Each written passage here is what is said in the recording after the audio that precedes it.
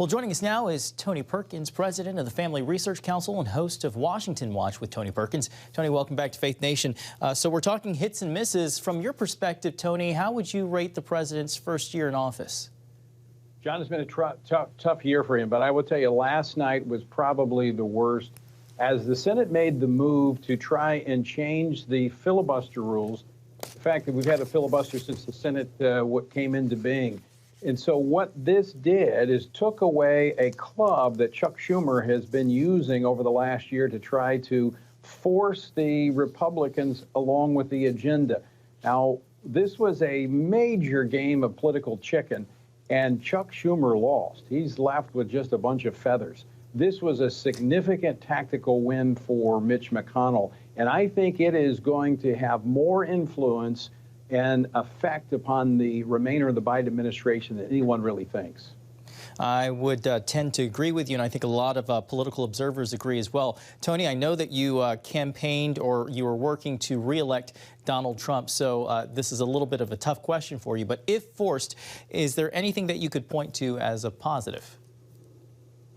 Well, it would be really difficult because the president yesterday in his press conference said he has accomplished an enormous amount. Of course, a lot of people snickered at that, but I wasn't, because he has accomplished a lot for the far left. When you look at what he has done through the administrative state when it comes to the life issue, when it comes to religious liberty issues, he has systematically dismantled a lot of the gains that were made for pro-lifers under the Trump administration. But we have the backstop, obviously, of the Supreme Court taking the Dobbs case, a decision coming in that case where many anticipate that the issue of abortion could be sent back to the states, making America once again a predominantly pro-life nation.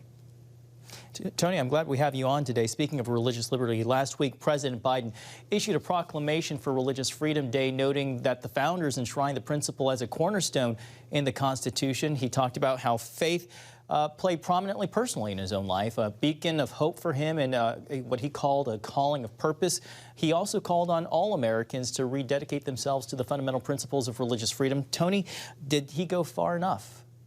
Well, rhetoric is one thing, and I'm grateful for proclamations, but I want to see a record established that would take that rhetoric and put it into action. And the opposite is what we see from this administration, whether it's on domestic issues or foreign policy issues.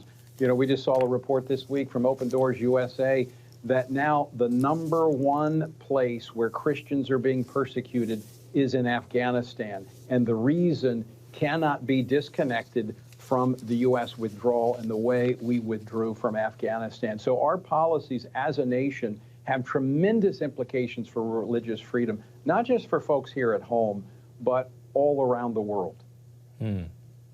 That's right. Afghanistan knocking off North Korea, which has been the top spot for 20 years. Tony Perkins with the Family Research Council, we always appreciate your time. Thanks for being with us this evening.